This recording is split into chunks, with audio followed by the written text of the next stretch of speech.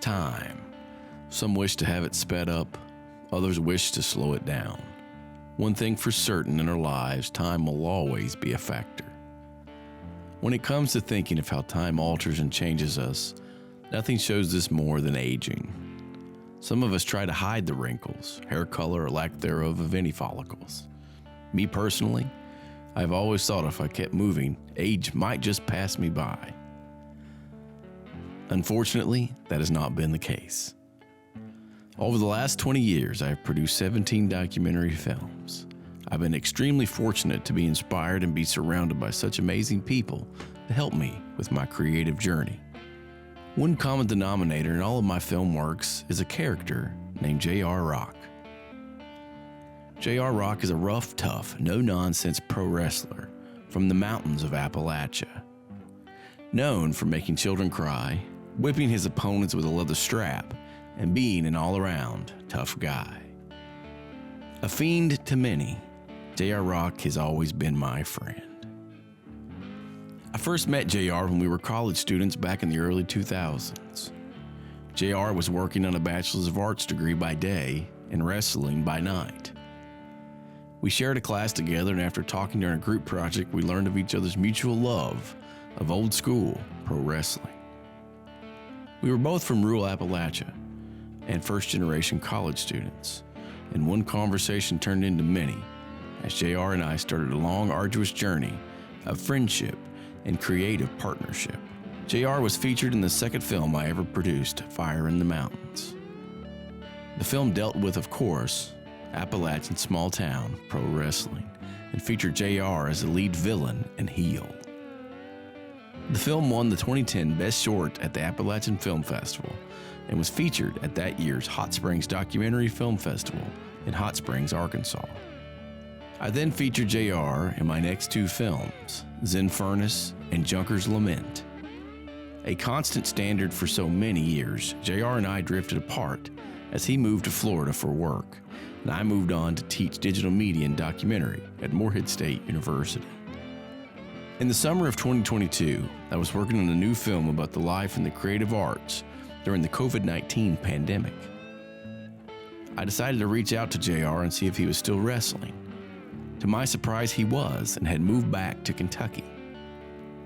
I found out that he was on the Kentucky Fair circuit, where he and other wrestlers were traveling to every Kentucky county fair and putting in the bumps.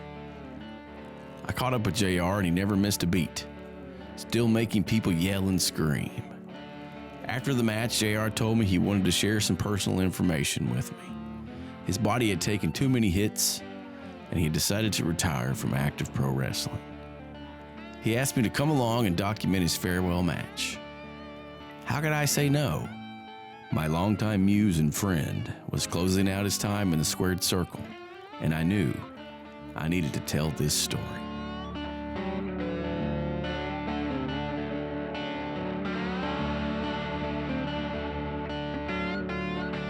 This is my Mountain Fiend.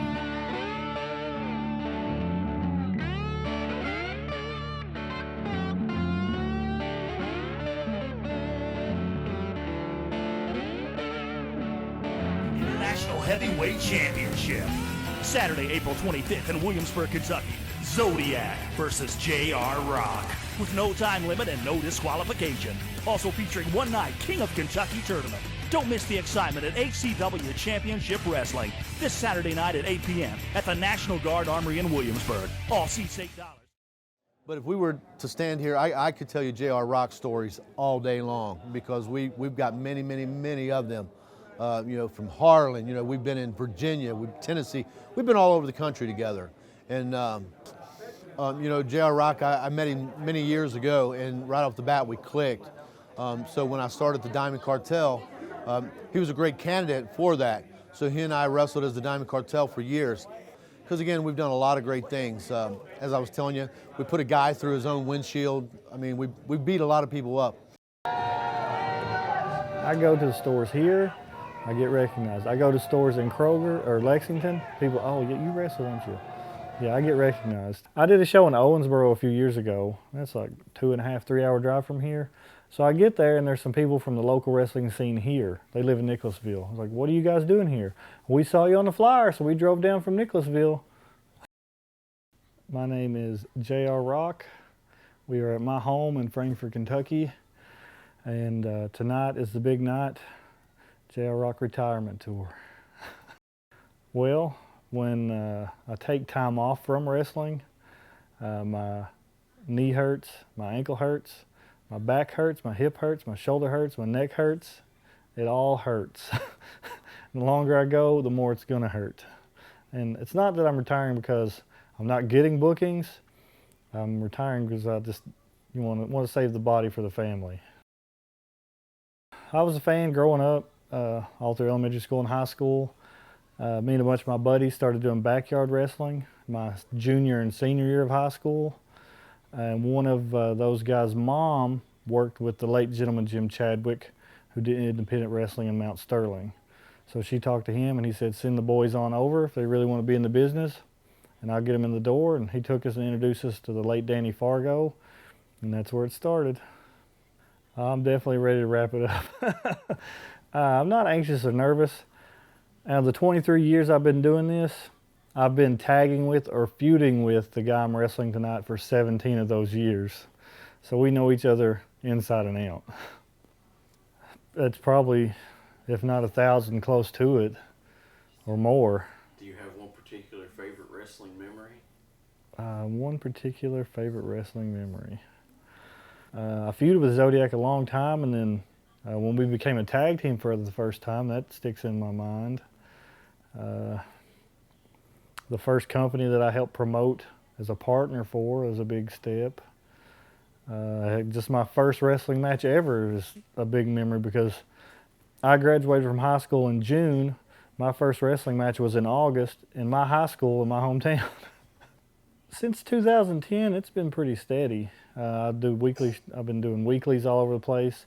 But since Rated X came back from his retirement, he's been riding me pretty hard on all these fair tours, like 40 shows a year just for the summer fair tour. I mean, even when I told people I was retiring, they're like, what? I need you on these dates this summer. I got the fair tour coming up. So I've got people still knocking at the door. We return now to the subject of time and how much we have. Nobody ever wants to think they're packing up their bag one last time. We never want our great loves to come to an end. JR walked the walk and talked the talk. He made that journey to the ring one last time. I cannot deny that it both made me proud and also somber to see that walk to the ring in this last match. A comrade, friend, partner, and muse for so many years, it was hard for me to see this finale. The moment we are born, we have a set number of seconds, minutes, hours, days, weeks, and years. We never know how much time we really have. This is especially true with the things that we love. One of the things that always drew me to documentary filmmaking was the ability to catch a moment in time and hope someone in the future would appreciate it. Well, this moment is an important one to me.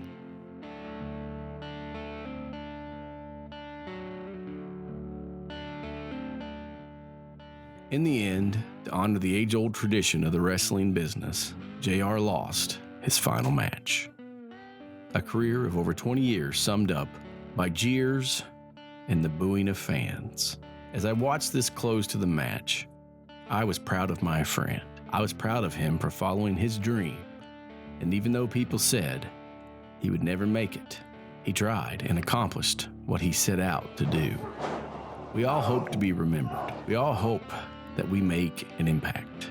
I can say with full certainty that JR Roc's name will live in infamy in the Appalachian and bluegrass wrestling circuits. Even more so, JR Roc is my friend, and I will always remember the night that my friend hung up the boots after achieving his childhood dream. Me oh my, how the time does fly. Exactly 1 year later, I called and arranged a meetup with JR Roc to interview him about the 1 year since his retirement. I drove down to Winchester, Kentucky, and had a nice afternoon meeting with JR and his family. My body doesn't hurt as bad as it did on a daily basis when I was doing regular shows every weekend, every week for the fair tours and stuff. So a lot of the pain has gone away, but you can still feel the old wounds that are deep. They flare up every now and then. I had a good career. I did a lot, but I don't really miss it. Oh, the car rides with the guys and shooting the bull in the locker room and telling stories and ribbing each other. As far as the actual wrestling goes, no, I don't miss it. Not at all. Well, if you count when I started backyard wrestling, I was in it from the late 90s, like 98, 99 to 2023. So that's what, 25 years? Every day I get messages, you want to work the fair tour? Hey, we got a show going on. Can you come out and make it? So yeah, I still get the offers all the time. So I got to the point, it didn't matter where I went to a show in this state, when my music played, the crowd knew what was about to happen and that it meant business. They just heard the music and they knew who it was. Spending 2 or 3 hours driving to a show and spending 4 or 5 hours at that show and then driving back, I'm at home with the family every weekend now. It's a lot better, a lot nicer. The only time I will be back in it is when little Luna Roc, my daughter, is ready to be trained and I'm at ringside as her manager. That's when I'll be back in it. You gotta love it if you're gonna do it. If you're just getting into it because you think it's cool, you're not gonna make it. You gotta have a passion for it. And it is a way of life. I mean, a lot of people are like, oh, it's just a hobby, but when you get into it, they want you there every weekend, sometimes 2 or 3 nights a week. So it ain't a part-time thing. If it's something you want to do, you need to do it all the way. I've held multiple championships. I'm currently in 2 Hall of Fames. I've heard rumors I'm going into a 3rd Hall of Fame this year. And then hopefully, maybe the next couple of years, I'll make it to the Kentucky Wrestling Hall of Fame. So yeah, I'm proud. From a small trailer on Furnace Mountain in Stanton, Kentucky, to this farewell match, JR did the impossible. From bumps to bruises, the journey was arduous, but the story remains. JR Roc lived his dream, and nobody can ever take that away from him. I thank JR for being my friend. JR was a fiend to many, but to me, he was my friend.